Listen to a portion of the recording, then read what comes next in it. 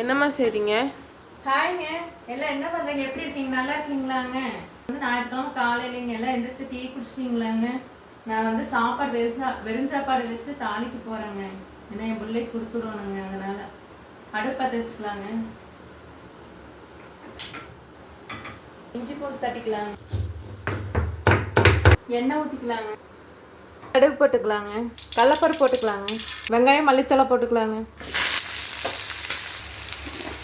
இஞ்சி பூண்டு பேஸ்ட் போட்டுக்கலாங்க. வரமிளகாய் தூள் போட்டுக்கலாம். கரம் மசாலா போட்டுக்கலாங்க. மஞ்சத்தூள் போட்டுக்கலாங்க. தக்காளி போட்டுக்கலாங்க. உப்பு போட்டுக்கலாங்க. வெங்காயம் தக்காளி வணங்கிருச்சுங்க. சாப்பாடு போட்டுக்கலாங்க.